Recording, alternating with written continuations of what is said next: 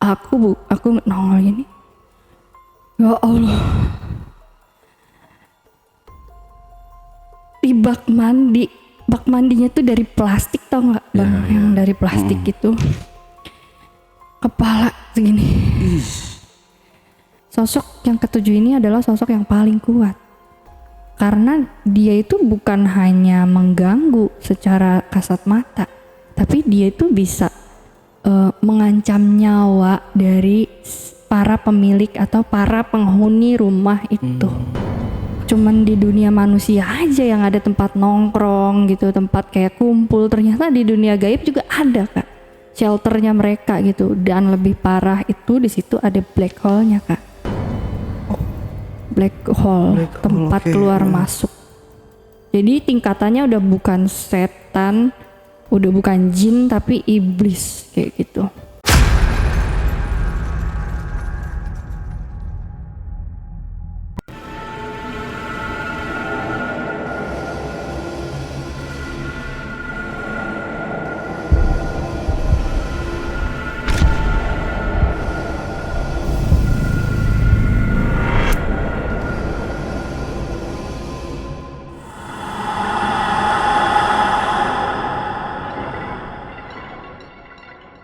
Assalamualaikum warahmatullahi wabarakatuh. Ketemu lagi dengan saya, Ale, host Jejak Backpacker. Tentunya dalam obrolan misteri Jejak Backpacker kali ini, saya telah kehadiran seorang narasumber yang pernah mengalami kejadian mistis. Seperti apa kejadian mistis yang dialami oleh narasumber kita? Langsung aja kita sapa narasumbernya dan berkenalan. Assalamualaikum. Waalaikumsalam. Kak Dinda. Iya, ya, gimana kabarnya Kak Dinda? Alhamdulillah baik. Alhamdulillah baik ya. Iya. Jadi tadi perjalanannya dari rumah ke sini lancar Kak ya? Alhamdulillah lancar. Alhamdulillah. Nyasar sedikit. Nyasar sedikit. Emang di mana rumahnya Kak Dinda? Di ini apa namanya, perbatasan Bogor Bekasi. Cuman dia lebih dekat ke Kabupaten Bogor sih. Oh, iya. Oke. 1 jaman ada ya? 1 jam setengah. 1 jam setengah, Iya. lumayan ya. Oke. Lumayan. Kak Dinda, jadi di sini Kak Dinda mau menceritakan tentang apa nih Kak? Spill sedikit aja dulu. Sedikit aja ya. Jadi cerita tentang rumah, tapi rumahnya itu mungkin punya aura yang kurang bagus. Jadi itu tuh berdampak sama orang-orang yang ada di dalam rumah tersebut gitu. Iya. Oke, kalau gitu disimpan dulu ceritanya, kita lanjut setelah ini. Tapi sebelum Dinda menceritakan pengalaman mistisnya lebih lanjut lagi, saksikan setelah OMG yang satu ini. Kopi Liong Bulan, nuansa legendaris di mana keunikan rasa dan aroma mengalir dari setiap biji kopi pilihan. Keistimewaan yang dipersembahkan bagi mereka yang menghargai cita rasa terbaik. Gurih dan aroma asli yang khas dibuat dengan sempurna. Kopi Liong Bulan, keajaiban dalam setiap aroma. Oke, Kak Dinda, biar lebih enjoy, lebih santai. Biasanya saya kasih kopi nih ke narasumber ya. Kita ngopi dulu Kak ya, biar nggak ngantuk nih Kak. Iya, benar. Oke, silakan diminum kopinya Kak.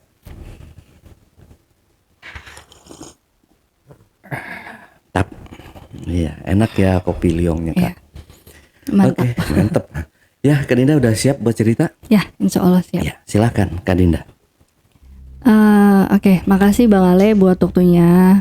Jadi cerita ini terjadi kurun waktu tahun 2019. Jadi waktu itu saya sama suami saya belum nikah, jadi kita tuh masih pacaran gitu kan, masih deket gitu, baru deket banget sebenarnya, baru kenal lah. Nah, pertamanya itu karena baru deket, saya juga kan nggak tahu tentang dia, keluarganya dan lain-lain kan. Nah tiba-tiba dia ngabarin nih kalau papinya tuh meninggal, papinya tuh wafat. Itu bulan Mei tahun 2019. Nah pertamanya kan aku kan ada takziah ya, kalau misalnya dalam Muslim itu kan kita kan takziah tuh, kita ngelayat gitu. Nah kebetulan kan kalau suamiku ini mu'alaf. aku datang ke sana kan lagi disemayamkan nih Kak, lagi disemayamkan. Terus aku lihat suamiku belum ada di situ, mungkin dia lagi keluar, lagi beli sesuatu gitu kan. Nah, udah duduk dong di kursi tamu ya kan Kak, di rumah duka itu. Sambil aku tuh lihat kayak peti jenazah almarhum papanya. Terus ada perempuan, jadi posisinya tuh kayak di deket kepala, tapi bukan di atas kepalanya, tapi kayak di pinggir-pinggirnya gitu kan. Oke. Ada perempuan lah, gadis gitu. Usianya tuh dia sekitar 25 tahunan. Dia tuh lagi ngeliatin peti, dia liatin sambil nangis, sambil dia lihat-lihat. Aku samperin dong. Terus aku tanya, terus dia yang duluan tanya, sorry ya kalau agak emosional soalnya nginget adik ipar aku gitu. Awalnya tuh dia tanya gini, kakak temannya Koko ya? Dia panggilnya Koko kan. Iya, gue bilang gitu. Nah, sebelum dia nanya kayak gitu, Kak, aku samperin itu pasti ada sebabnya. Karena waktu aku duduk di kursi, aku tuh ngelihat dia berdiri Kak, ngeliatin gini ke peti. Tapi tuh di pinggir dia tuh ada seorang bapak-bapak, mungkin usianya udah lumayan sepuh ya, 70-an lah. Itu bapak-bapak itu tuh kayak gini, nanti gini gitu, megangin wajah gitu yang nangis gitu, kayak nenangin gitu. Aku ke depan dong nyamperin dia, terus dia tuh langsung nanya kayak yang tadi, kakak temannya Koko ya? Iya, aku bilang gitu. Tau gak Kak, yang bikin aku merinding sampai sekarang, dan aku gak pernah cerita bahkan sama suamiku, karena pas aku lihat ke peti jenazah yang berdiri di samping adik aku tuh sama kayak yang aku lihat pas aku duduk di kursi. Ya sama gitu. Jadi yang aku lihat di peti almarhum papinya sama yang berdiri lagi nenangin gadis perempuan ini yang ternyata dia adalah adiknya suami aku, itu tuh sama gitu sosoknya.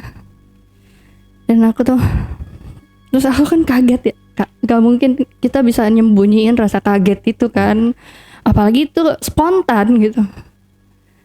Terus dia bilang gini, kakak lihat apa, kata dia gitu.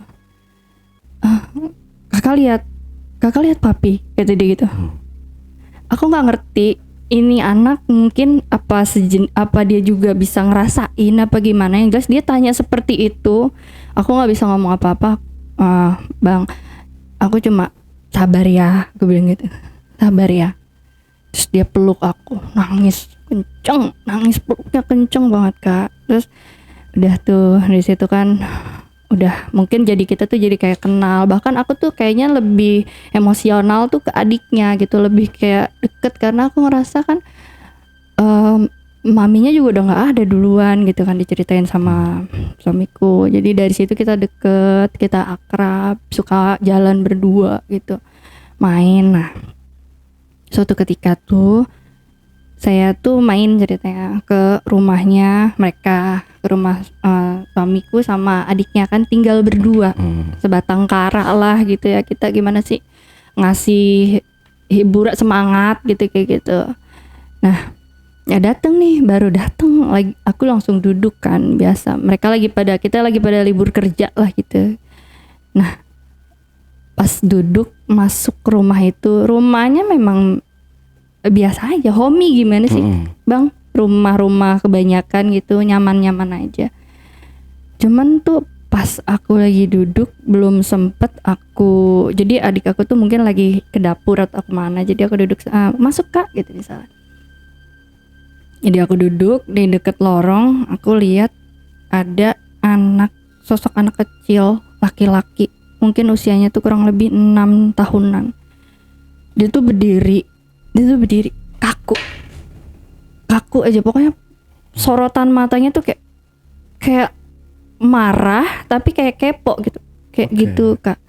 Terus aku liatin aja, tapi kok ini agak lain ya, kalau misalnya manusia agak lain gitu, karena matanya tuh kayak hitam-hitam celong gitu kalau orang Sunda bilang tuh. Terus aku udah tuh diam sampai anak itu tuh mungkin jadi adik aku datang, jadi aku tidak terlalu ngeh sama sosok anak itu apa kemana nggak tahu gitu. Dan aku tanya dong sama adik aku sebut selanjutnya adik aja ya, Bang. Jadi aku tanya sama adik aku, Dek, di rumah ini ada berapa orang, ada siapa aja? Terus dijawab, nah, aku aja Kak sama Koko, berdua aja. Lah, yang tadi siapa? Udah di dalam hati aja, nggak disebutin, maksudnya nggak diungkapin gitu. Udahlah, biasa katanya sama orang baru kali gitu kan. Nah, itu satu. Terus pernah juga aku tuh kan mau ke toilet di rumah itu.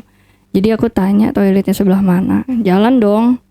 Jadi posisinya tuh Kak, ini ruang tamu, ini ruang keluarga, terus di sini toilet. Jadi gitu. Terus di depan pintu toilet itu pintu dapur. Jadi kan kayak ada lorong gitu ya. Sementara sebelah sini ya kamar. Nah, aku jalan ke pintu toiletnya buka sedikit banget, mungkin segini lah. Tapi kita bisa lihat di dalam gitu. Pas aku lihat, aku belum sempat masuk karena aku ngeliat pintu kebuka, nongol biasa gitu. Gimana sih kelihatan gitu Kak? Itu di toiletnya, aduh mohon maaf nih, karena aku mohon maaf sebelumnya Bang, karena aku kalau bisa ngelihat sesuatu hal yang menakutkan itu saking takutnya udah nggak bisa ngungkapin ngedescribe rasa takut itu sendiri. Jadi kayak lucu sendiri gitu. Kadang-kadang otak ini mencoba untuk menafikan, tapi ada gitu mereka tuh. Sampai akhirnya aku nongol gini, ya Allah, di bak mandinya tuh dari plastik, tau nggak Bang? Yang dari plastik gitu, kepala segini, kepala perempuan, modelannya tuh rambutnya tuh kayak yang orang Sunda bilang tuh galing tuh kayak gelombang-gelombang, tapi modelannya kayak dia basah karena kena air. Matanya emang gak serem, maksudnya dia bukan yang darah-darah, bukan yang kayak modelan matanya hitam gimana, tapi bener-bener yang gitu. Ya gitu Allah, saya langsung gak jadi ke toilet itu. Mending balik lagi deh. Udah ditanya, udah bilang gitu, udah dari toilet udah saya buang air kecilnya sambil pulang gitu jadi ya. Nah, itu yang kedua. Nah, pernah juga jadi kita kan kalau misalnya lagi libur kerja gitu Kak, kita suka masak-masak gitu, ngeliwet lah gitu kalau kata kita mah bilang. Ceritanya tuh saya bagian goreng bakwan di dapur. Nah, goreng karena yang lain udah ready nih, aku tinggal goreng bakwan udah mateng, aku simpen di atas saringan. Itu aku hitung jumlahnya itu ada 8. Jelas banget itu bukan jumlah yang susah untuk dihitung dong, ada 8 kelihatan. Udah tuh, tapi selama aku goreng tuh celana tuh kayak ada yang tarik-tarik di kolong. Kan biasanya kan kalau kompor itu bawahnya suka ada itu ya, bolong apa gitu kan. Nah, kayak ada yang narik-narik. Kata saya gini, positive thinking dong. Palingan juga nyangkut kali, karena waktu itu kebetulan pakai celana kulot gitu, nyangkut kali kena paku, ada di bawah kali paku gitu kan. Udah tuh. Terus kan posisi rak piring adanya di belakang badan saya. Ngebalik dong Bang, kita ngebalik gini, ambil piring udah kesini. Pas badan saya di belakang terus madep sini, itu di kolong Bang, di kolong kompor. Tau gak, ada anak kecil yang kemarin aku lihat, yang tempo hari aku lihat. Jadi mata ketemu mata nih. Anjir. Saat itu, waktu itu detik itu saya bisa lihat dengan jelas matanya tuh kayak ya merah. Tapi merahnya bukan merah kayak apa, tapi kayak merah nahan emosi gitu loh Bang. Kayak urat-urat matanya sampai jelas banget. Anak kecilnya itu ponian. Rambutnya pirang. pakai baju ada kerahnya, celananya tuh pendek. Saya bisa ngedescribe ini karena pertama kali ketemu saya sempet lihat dengan jelas bentuknya, solidnya, celananya pendek selutut ala-ala anak Belanda, Outlander lah ya, bukan Inlander. Terus jadi kita mata ketemu mata, dia juga kayak yang kaget, langsung blas hilang keluar pintu dapur. Nah ya udah tuh, saya kayaknya masih bisa tahan, masih bisa keep. Tapi ketika saya ngecek, abang tahu nggak yang terjadi selanjutnya? Bakwan yang tadinya 8 tinggal 7. Oh, berkurang 1. Allahu alam. Saya juga coba untuk positive thinking karena saya tuh orangnya logik, Bang. Saya pasti mengutamakan logika dibanding hayalan gitu. Tapi ini udah nggak bisa lagi nih, Bang. Ini kan 8. Kalaupun ada tikus kan biasanya suka ada jejaknya kayak cerit gitu kan. Tikusnya suka lari atau nabrak apa gitu kalau ketahuan sama kita. Ini nggak ada. Ini tuh bener-bener yang soft banget, tinggal 8. Dan saya udah jelas itu udah saya hitung 8 karena udah saya bagi gitu. Maksudnya buat 8 itu dibagi buat berapa orang gitu. Itu nggak ada, tinggal 7. Nggak ada 1 bakwannya. Itu mungkin kali kedua saya ketemu sosok anak kecil itu gitu, Bang. Sampai akhirnya saya beranikan diri untuk cerita sama adik saya. Dek, tau gak waktu tadi kakak masak di dapur, itu kakak ngeliat ada sosok anak laki-laki, kayak looknya tuh kayak anak Belanda, poninya, rambutnya pirang, bajunya pokoknya kayak anak Belanda, bilang gitu. Segede ini bukan kak, jadi dia nyebutin nama salah satu anak tetangga depan rumah yang usianya sama gitu kan, intinya 6 tahun. Iya bener, bilang gitu.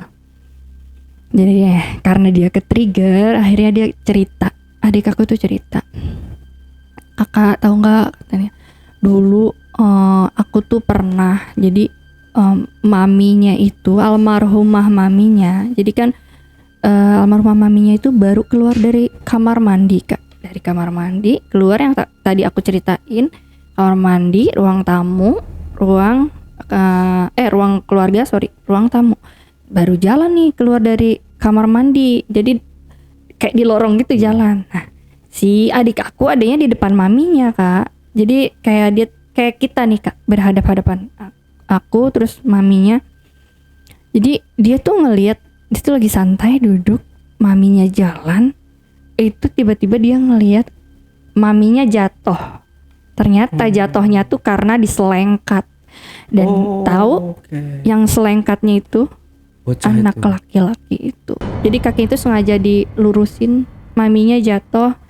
Memang sih nggak sampai yang harus dibawa ke rumah sakit, nggak, ya jatuh lah. Tapi kan namanya udah sepuh, jadi kan harus diurut gitu ya. Mungkin gimana gitu. Nah itu ceritanya. Adik aku juga pernah ngelihat sosok yang sama di rumah itu, dan dia juga sempat cerita tentang sosok perempuan yang ada di toilet yang saya lihat gitu kak. Ternyata memang sinkron gitu. Terus udah gitu kan, setelahnya itu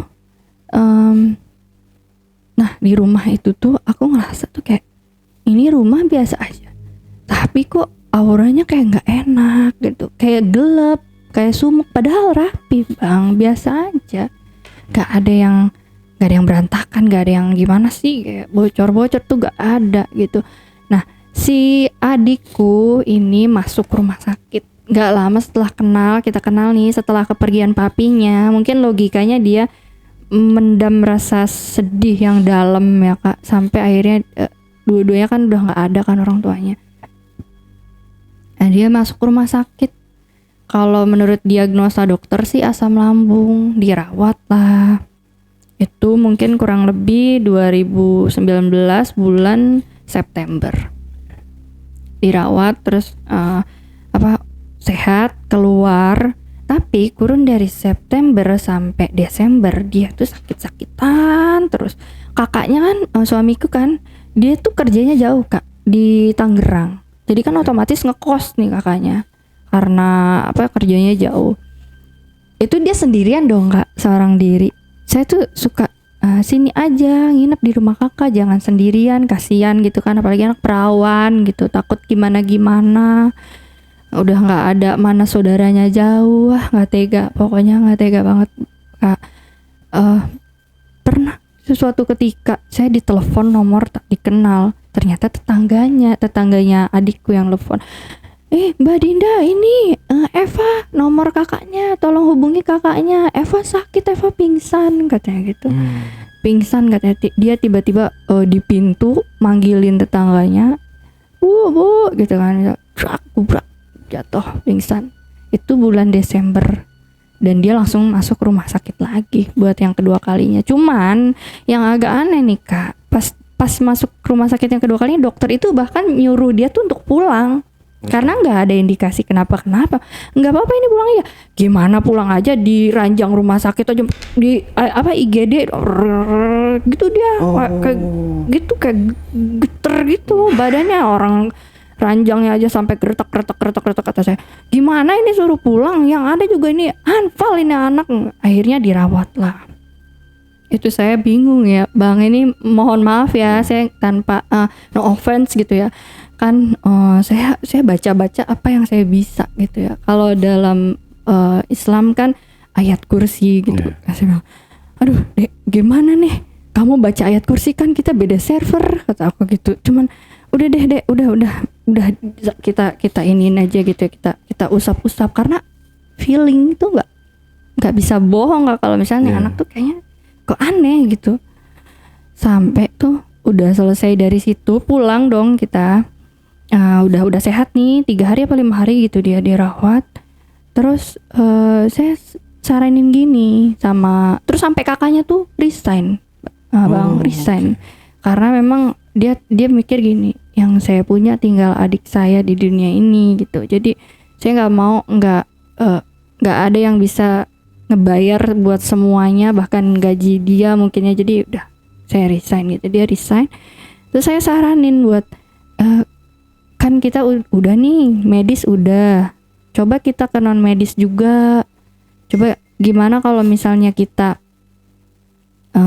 rumah ini kita kita bersihin gitu kan. Coba kita cari tahu deh di rumah ini. Saya beraniin diri kayak gitu kak. Terus dia bilang ya udah ya, katanya boleh. Nah karena saat itu saya ada temen yang mungkin dia orang yang paham lah, mungkin orang bisa gitu ya, panggil lah gitu, ngobrol tuh sama dia, sama teman saya ini, bang tolong dong bantuin gitu, ini saya punya pacar saya bilang rumahnya ini nih, tolong liatin. Nah akhirnya datanglah kita ke rumah itu sama si abang ini, saya, si teman saya, adik sama suami waktu itu kan. Jadi modelannya tuh kita waktu itu duduk kayak gini, posisinya ini paling depan adik saya, di tengah saya, di belakang saya suami saya. Jadi si teman saya tuh paling depannya lagi adik saya. Jadi kayak itu berurutan gitu kak. Terus udah gitu nanti pegangin ya si Dinda, takutnya nggak kuat dari belakang katanya gitu. Nah di situ tuh si pertamanya adik saya dulu nih, dia tuh kayak ngeliat ada satu sosok. Jadi dia tuh gini kak, bilang gini kayak sambil merem gitu, karena kita semua aku sama adik aku terutama disuruh fokus, coba kalian berdua fokus. Adik aku merem, awas kak katanya gitu. Dia di depan, awas kak gitu. Saya tuh di tengah tuh kayak ada gimana sih, wallahu alam ya kak, kalau namanya orang yang mau kerasukan, karena saya belum pernah kerasukan seumur hidup. Cuman itu jelas banget bentuknya tuh ini kak, gini perempuan yang rambutnya galing-galing itu, yang ada di toilet itu tuh gini kayak mau masuk ke badan. Saya baca yang saya bisa, saya begini. Saya berharap itu tuh bisa nggak jadi masuk ya, pikiran konyol saya lah gitu. Saya gini, pokoknya kayak badan kita rasanya tuh gini loh kak, kayak badan kita tuh kayak ada dua, kayak ini tuh saya, tapi pikirannya tuh nanti kayak ada yang gimana itu rasanya. Cuman akhirnya temen saya nahan, jadi nggak sampai gitu. Jadi tuh temen saya tuh cerita, dibilang gini, kita kan ibarat kata gini, mereka berdua ini kan baru kenal sama teman saya kan, dan saya nemuin teman saya ini benar-benar baru gitu, benar-benar baru ketemu. Jadi si abang ini tuh belum kenal sama adikku dan suamiku ini. Udah gitu otomatis di hari yang sama, jadi kita belum ada obrolan sebelumnya gitu ya Kak, logikanya seperti itu. Si temen aku dia bilang gini, di rumah ini tuh ada 7 sosok, dia bilang 7 sosok yang solid dan bisa terlihat gitu, maksudnya suka kalian lihat secara nggak sadar. Nah, untuk sosok yang pertama itu ada perempuan yang nampakin suka diemnya tuh di toilet atau di kamar mandi. Untuk sosok yang kedua ada perempuan yang kepalanya tuh kayak ada ular-ularnya gitu Kak, kayak Medusa. Okay. Iya. Terus yang ketiga itu sosok nenek-nenek, dia bilang. Terus yang keempat itu adalah sosoknya si anak kecil. Selanjutnya mungkin 5 sama 6-nya saya lupa. Tapi di terakhir disebutkan sama teman saya, sosok ketujuh ini adalah sosok jadi kepalanya tuh serigala, bawahnya tuh manusia gitu. Dan ditengarai, menurut teman saya, sosok yang ketujuh ini adalah sosok yang paling kuat. Karena dia itu bukan hanya mengganggu secara kasat mata, tapi dia itu bisa mengancam nyawa dari para pemilik atau para penghuni rumah itu. Kenapa? Karena kan yang kita ketahui secara pasti kalau makhluk-makhluk seperti itu kan memang masuk ke otak kita, kayak memanipulasi pikiran kita ya Kak. Iya. Dan mungkin wallahu alam ya, mungkin kalau saya salah mohon dikoreksi. Yang saya tahu sedikit, mereka juga bisa masuk lewat kuku atau ketika kita nguap atau ketika kita tertawa. Dan parahnya si sosok rubah berbadan manusia itu masuk tuh ke pikiran manusia untuk apa? Untuk bikin pikirannya tuh jadi negatif, dan dia akan masuk ke manusia yang paling lemah dulu nih, fisiknya, pikirannya. Jadi kenapa saya kaitkan ini? Karena yang pertama banget nggak ada itu maminya Kak. Jadi sedikit cerita, maminya itu wafat bulan April tahun 2016. Jadi keluarga ini tuh baru pindah tahun 2015, November 2015. Nggak lama setelah mereka pindahan, bahkan kardus yang isi-isi perabotan gitu Kak, dan lain-lain, lemari apa-apa itu tuh belum ada yang dipajang sama sekali karena kondisinya baru pindahan banget dari rumah lama. Dan maminya tuh sehat-sehat aja di rumah lama, pindah ke rumah itu tuh langsung ngedrop karena memang sih ada bawaan diabetes, cuman nggak pernah ngedrop, bahkan nggak pernah dibawa ke rumah sakit. Ngedrop dan nggak lama, mungkin kurun waktu 6 bulanan semenjak kepindahan mereka. Akhirnya di April 2016 maminya wafat gitu. Jadi setelah itu kan yang selanjutnya, the next tuh mungkin kalau logikanya kalau sampai papinya juga nggak ada, mungkin karena pikiran ingat sama istrinya yang udah nggak ada, ngedrop juga. Selanjutnya tuh papinya yang nggak ada. Dan yang parahnya lagi menurut teman saya Kak, yang the next lagi tuh yang jadi inceran itu adik saya selanjutnya ternyata. Sampai 2 kali masuk rumah sakit kan. Bahkan waktu sebelum masuk rumah sakit yang kedua dia sempat masuk klinik dulu Kak, itu saya yang nganterin. Karena kakaknya di Tangerang. Karena sebelumnya tuh muntah darah. Itu pokoknya out of reason banget, sampai saya ngait-ngaitin, saya coba pikir pakai logika, sampai akhirnya nggak nyampe logika saya minta ya udah coba tolong rumah ini kita bersihin, takutnya nanti kenapa-kenapa kalian berdua gitu.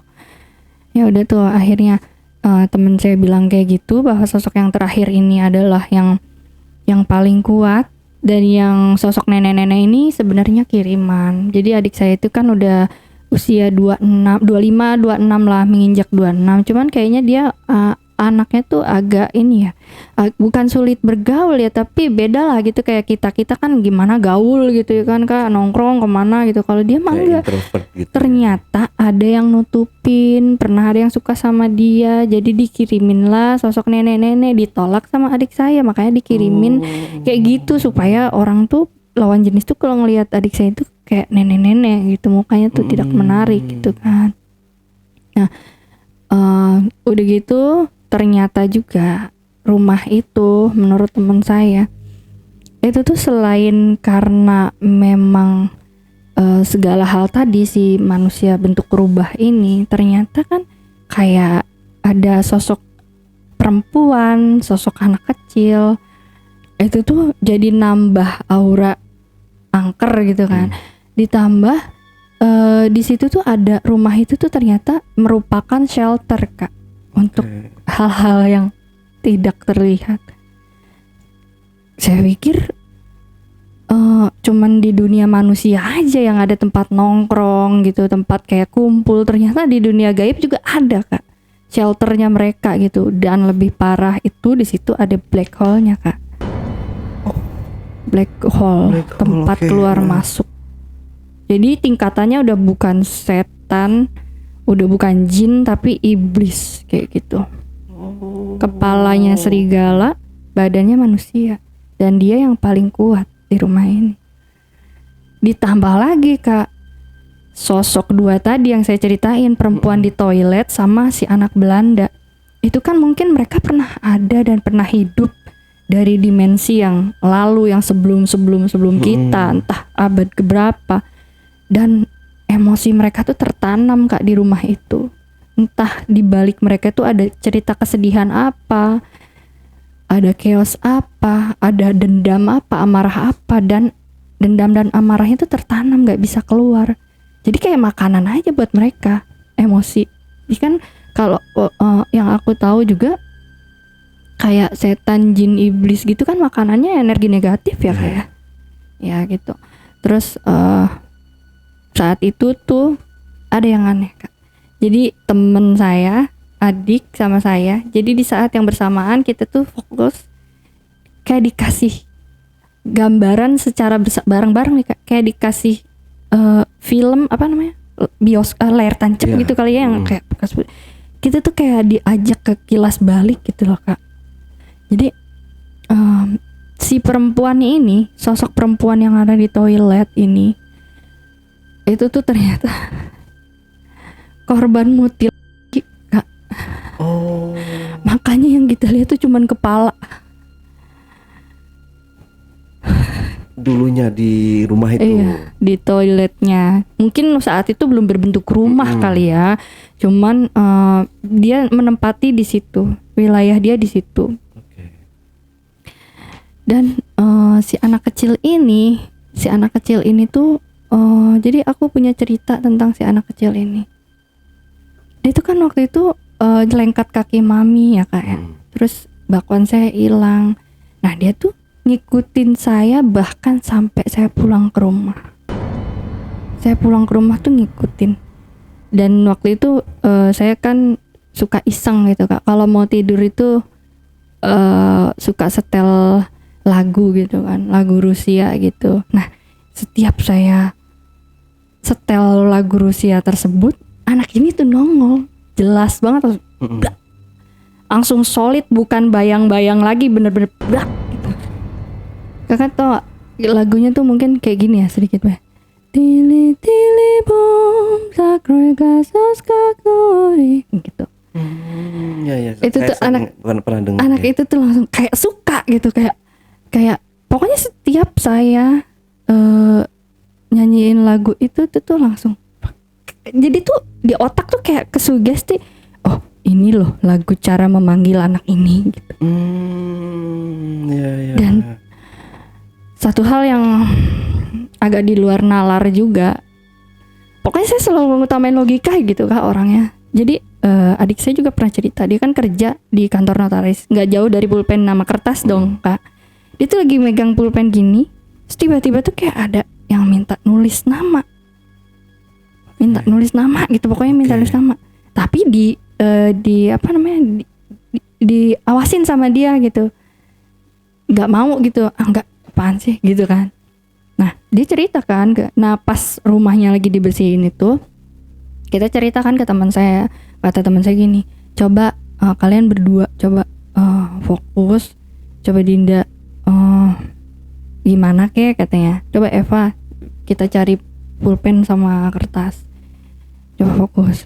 Dalam hati tili bong gitu kan, itu keluar satu huruf demi huruf yang ditulis, N A T H A N.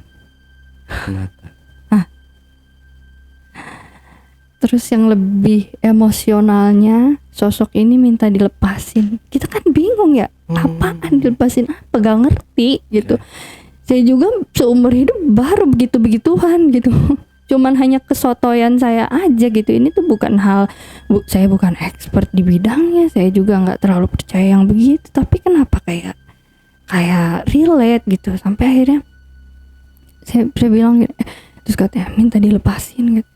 Tau gak Kak, yang lebih bikin menyayat hati yang lainnya, ketika kita nulis nama anak itu, yang keluar ada lagi sosoknya plak muncul, tapi bukan dengan look yang biasa, matanya celong.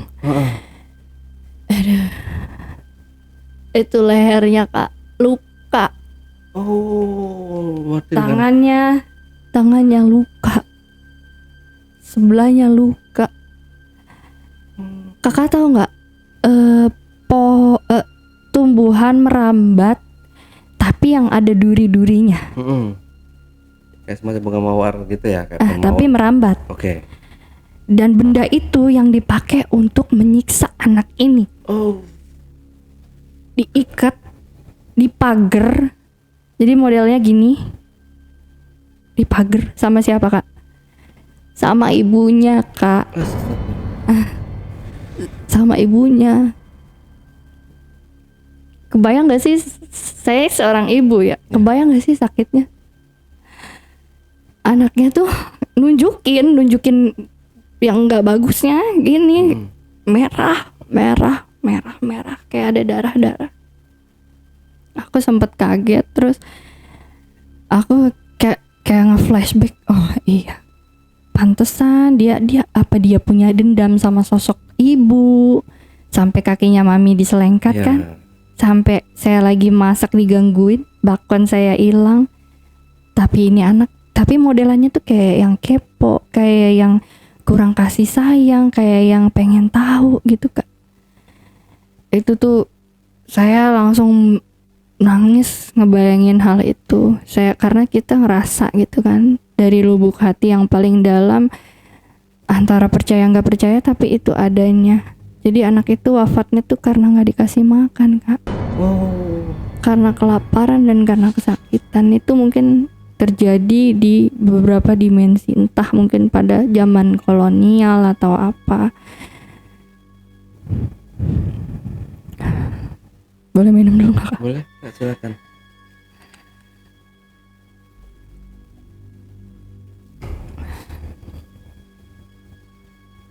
Terus yang bikin aneh lagi, jadi kan anak itu minta dibebasin, keluar nama, sempet aku kayak ngelihat ada sosok kayak noni juga, cuman dia ngeliatin kayak dari jauh, nggak tahu itu siapa, apa ibunya atau siapanya. Aku cuman gitu, nggak di ini. Cuman setelah kita kirim doa, ya kan, sesuai kepercayaan, saya kirim Fatihah gitu, adik saya mungkin apa gitu, itu nggak lama sosok yang solid tadi tuh hilang.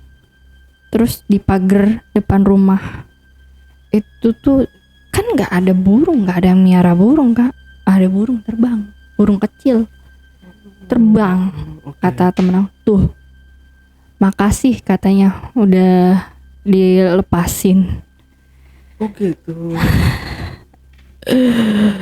Saya merinding, ini dingin ya, karena kayak gitu deh. Nah di hari yang sama, temen saya ini nggak sanggup untuk menyelesaikan permasalahan rumah itu seorang diri karena terlalu riskan gitu Kak. Akhirnya gini, ya udah kita pergi ke rumah guru saya aja yuk gitu, dia bilang gitu kan, di hari yang sama nih Kak. Pergilah kita tuh kayak ke daerah entah di lereng gunung kali Kak itu. Terus datang kita 2 motor saat itu. Motor jadi disimpan di rumahnya nih, di rumah warga. Kita tuh jalan mungkin kurang lebih ada 500 meter kali Kak. 500 meter jalan ya masuk ke lereng gunung gitu. Terus udah nih jalan setapak. Aduh ini bang tempat apaan, gue bilang gitu. Ceritanya kita udah sampai saya, adik, suami sama temen. Jadi kita berdiri di tempat itu, di bawahnya itu ada gubuk kayak saung lah gitu, saung. Terus ada air sungai, ada curug kecil. Saya tahu sih tempatnya, tapi mungkin gak saya sepil ya Kak. Jadi kita udah ngeliat dong dari bawah gitu ya Kak, tapi kita nggak bisa masuk ke dalam.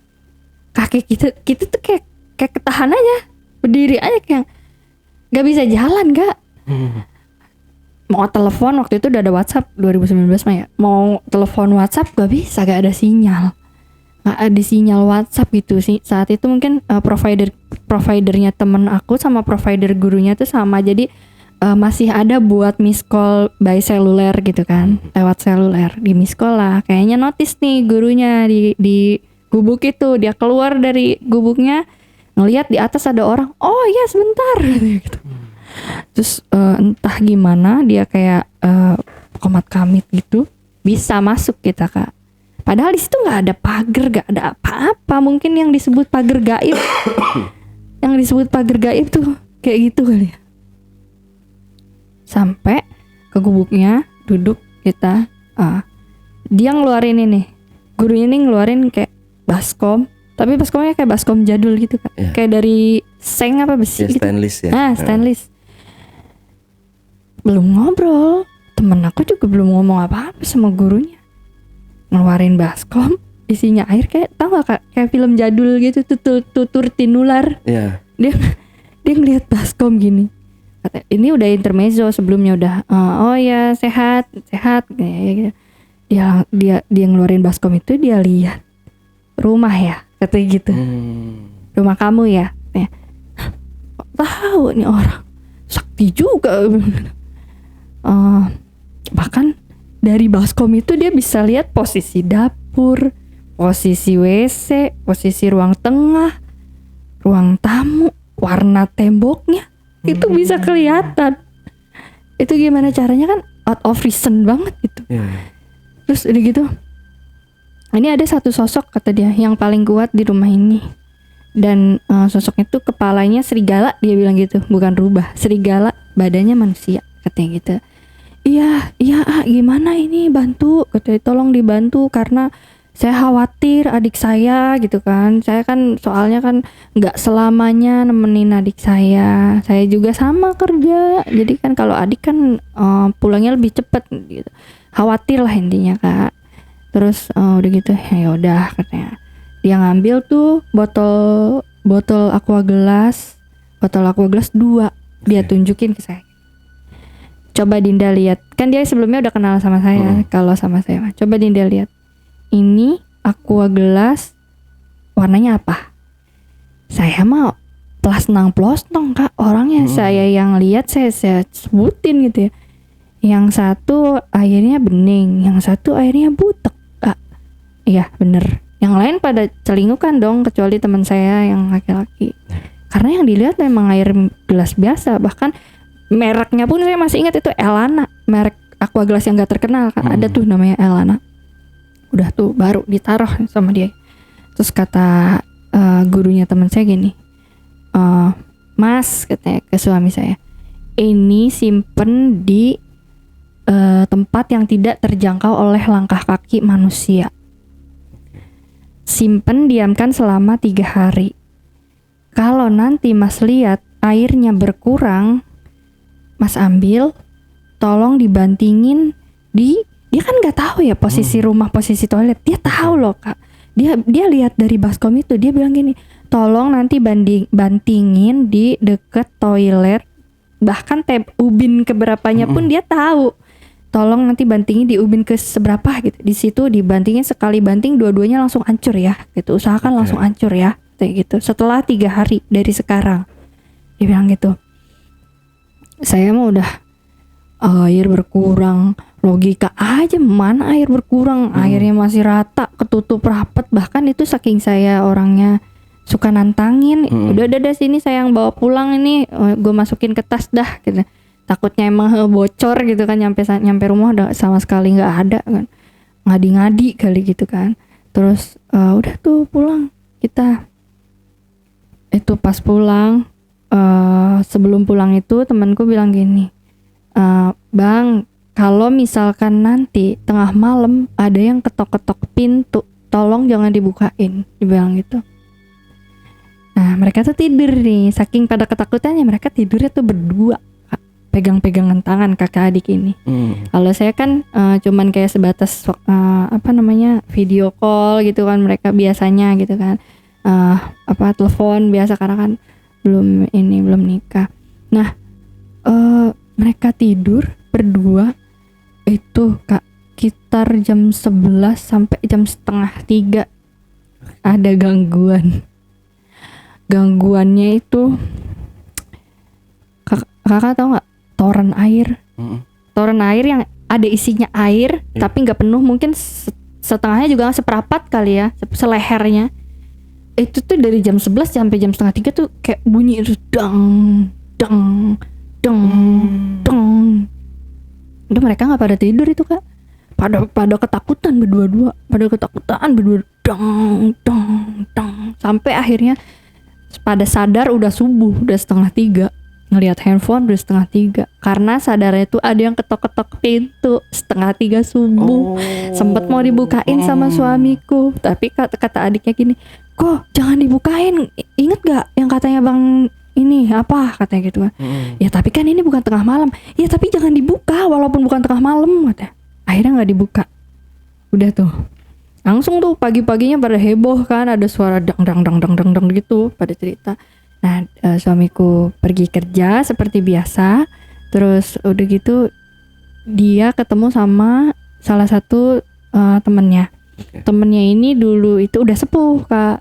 Temennya ini dulu adalah ajudannya Pak Soeharto, almarhum Pak Harto, namanya Pak Sabto.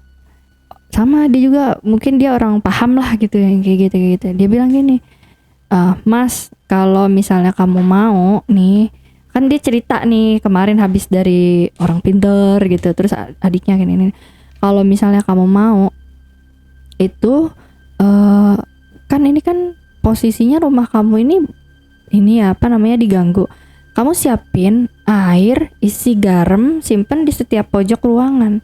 Cuman karena rumah kamu ini tingkatannya udah yang lebih tinggi, maksudnya tingkatan gangguannya tuh lebih tinggi, kamu pakailah garam, taburin ke seluruh bagian rumah. Jangan ada yang terlewat, garam kasar gitu kan. Ya. Ditaburin lah tuh. Nah, tapi kalau misalnya kamu berani, kamu tidur di situ. Tapi kalau misalnya kamu takut, kamu tidurnya di luar. Sebelum subuh harus sudah pulang lagi ke rumah. Dia bilang gitu. Akhirnya dijalanin tuh, ditabur-taburin. Cuman 2 orang ini nggak akan mungkin Kak tidur di rumah itu karena takut kan. Pergilah pada nginep di hotel mereka berdua. Subuhnya sebelum azan subuh udah pada pulang. Pas buka, ceritanya kan adikku yang duluan buka pintu.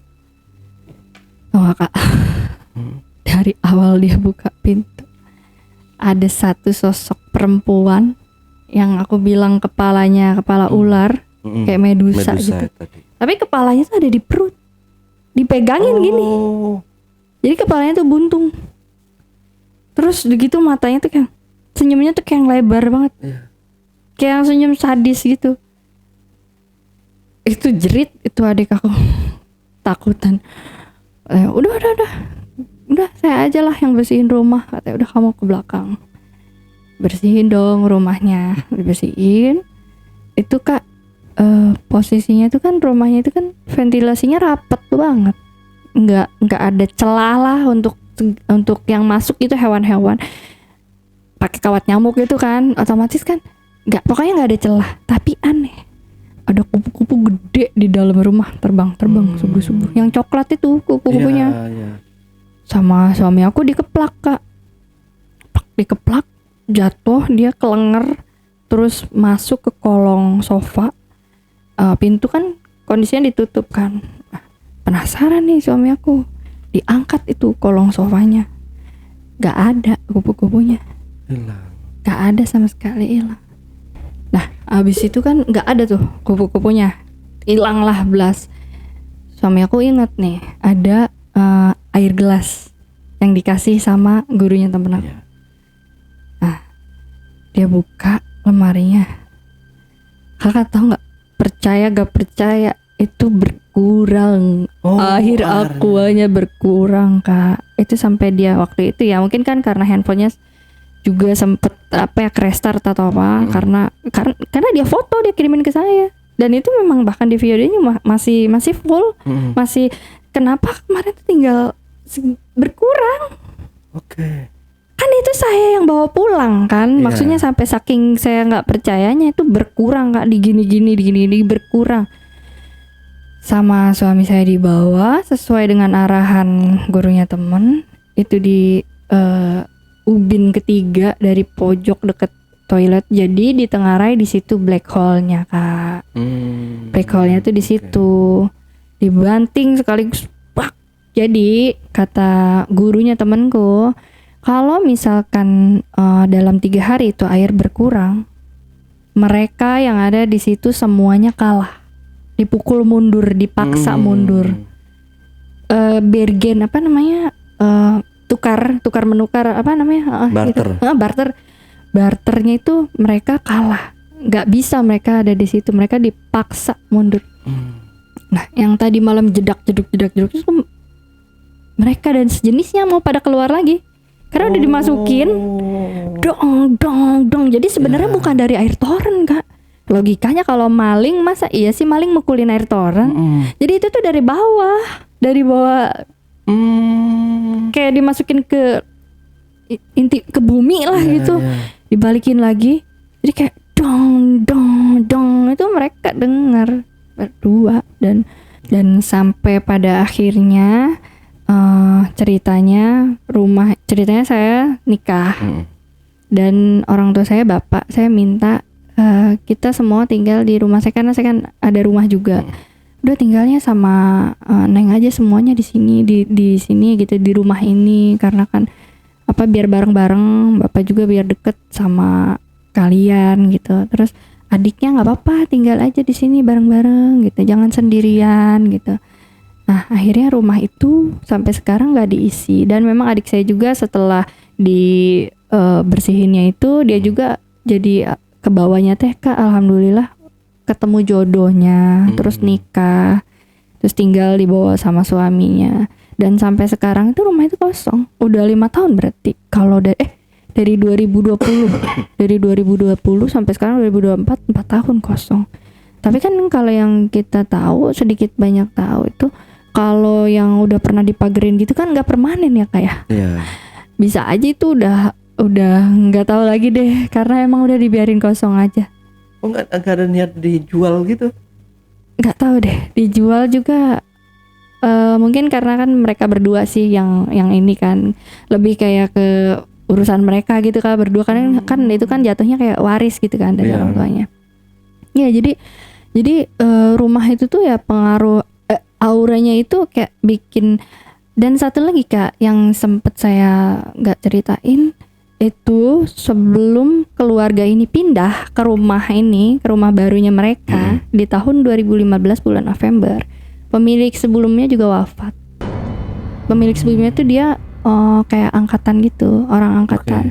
Dan dia wafat. Cuman memang nggak tahu sih kalau wafatnya gimana dan di mana, saya nggak tahu. Cuman yang sebelumnya juga wafat, makanya asetnya dijual ke papa mertua saya, ke papinya suami. terus akhirnya sampai maminya, papinya wafat juga kan ketika udah pindah ke situ gitu. Jadi saya nggak mau terlalu berspekulasi, makanya waktu adik saya sakit-sakitan yang kali keduanya masuk rumah sakit, gak mau saya berpikir panjang, jadi udah kita bersihin aja yuk gitu. Sampai akhirnya memang nasib atau takdir kita pindah ke rumah saya, tinggal di rumah saya, dan rumah itu dikosongkan gitu. Sampai sekarang kosong aja. Iya gitu. Malah jadi ngeri dong kalau dikosongin gitu sebenarnya ya. Tapi apa kemungkinan dulunya rumah itu kayak bekas ini ya, bekas orang yang mengabdi sama ya iblis atau kayak gitu. Saya kurang tahu sih, kemungkinan atau kalau ngelihat penampakannya iya, jenis-jenisnya ya kayak. Karena kan orang pasti bakal berpikir seperti apa gitu. Cuman saya nggak mau berspekulasi kemana-mana, jadi ya udah kita semua tinggal aja di rumah saya yuk gitu. Kita semua di ini aja. Jadi sekarang juga bareng-bareng. Udah rumah itu kosong. Ya, kayak jenis-jenis yang tinggal di situ itu yang benar-benar banyak yang berbeda dari makhluk-makhluk asli sini gitu ya, asli Indonesia ya. Benar. Jadi benar-benar kayak apa benar ini nih kayak apa ya, kayak yang orang apa sih yang ini yang menyembah setan itu yang berwujud berwujud kambing ya, yang kayak di satanik gitu satanik ya. Betul. Iya ya. Dipikir-pikir sampai ada jenis seperti itu. Tapi di situ nggak ada kayak bekas-bekas peninggalan zaman dulu gitu, kayak patung-patung apa gitu nggak ada. Bentar, tanya boleh. Tanya sama suami. Kayak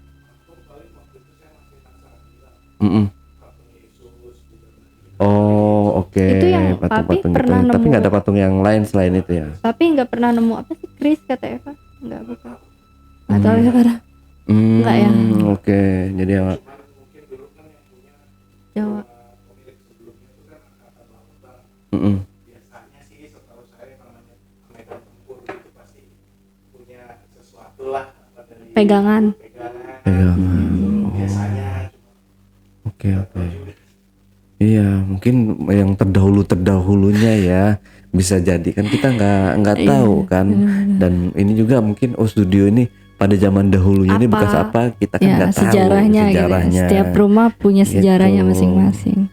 Tapi nggak waktu menempati itu dulu nggak diselamatin ya, maksudnya kan kalau itu kan berarti dalam Islam atau Nasrani atau agama lain kan pasti ada dong kalau kita menempati tempat baru itu syukuran dengan kepercayaannya masing-masing kayak gitu ya.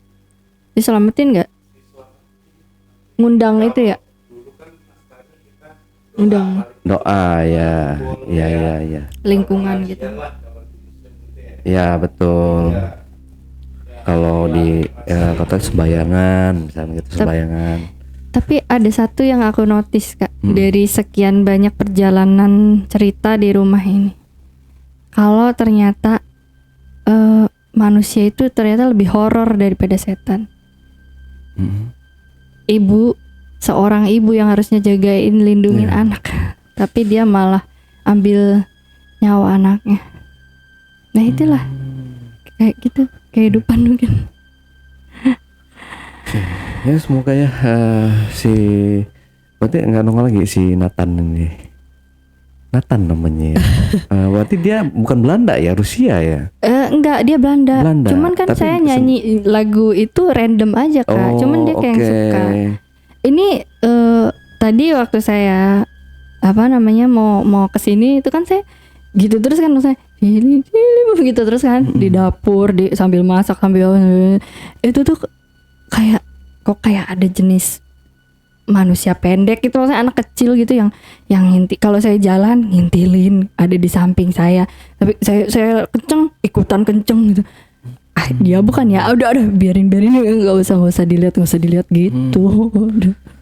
Tadi untuk ukuran yang air mineral tadi dia habisnya tuh setengah atau enggak setengah, jadi mana ya, air mineral kan mungkin segini. Iya. Kalau penuh kan sampai ke deket tutupnya. deket. Ini kayak agak turun ke setengah Iya. tapi setengah tapi naik sedikit gitu. Oke. Iya, intinya berkurang lah, jelas berkurang. Berkurang dua-duanya. Karena itu di luar nalar itu, Kak. Dan suami saya tuh orangnya menolak banget yang cerita-cerita kayak gitu, terus sampai dia akhirnya ngalamin sendiri, malah dia parno sendiri. Iya. Tidurnya di hotel lah, apalah saking Ya biasanya kita kan berpikirnya dengan secara logika. Gitu kan biasanya, tapi orang-orang ini banyak yang nggak percaya ketika ditampakin gitu, baru oh ya ada loh gitu. Iya benar. Mereka memang hidup berdampingan dengan kita gitu. Oke, Kak Dinda, nice story ya, cerita yang luar biasa. Terakhir nih, Kak Dinda mungkin ada yang mau disampaikan lagi nggak nih kira-kira? Apa silakan. Ya? Atau mau promosi mungkin silakan. Ya, boleh gak? Boleh banget. Ya aku kan ini apa namanya, ada usaha kecil jadi jualan skincare gitu buat teman-teman yang lagi cari perawatan wajah, boleh kepoin boleh disebutin? Boleh, nggak apa-apa. Di TikTok aku namanya Links Beauty. Links Beauty. LINKS. Sebenarnya bukan beauty sih, tapi Links Beauty. Jadi LINGS BEAUTE, Links Beauty gitu dicampur. Agak ribet ya. Iya. Nanti mungkin kita sematkan ya tuh teman-teman ya. Apalagi penonton Jejak Backpacker nih banyak dari kaum hawa gitu. Ibu-ibu yang pengen kinclong seperti Kak Dinda mungkin ya.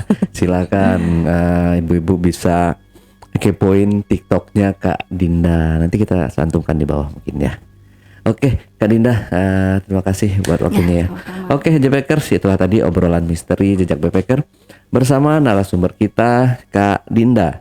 Jangan lupa untuk selalu support channel YouTube Jejak Backpacker dan channel YouTube Ale Jejak Backpacker.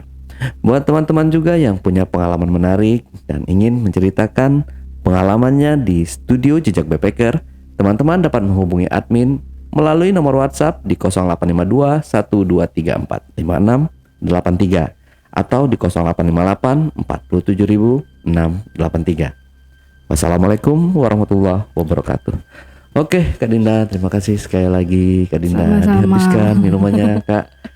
Udah mau habis nih. Sampai jumpa.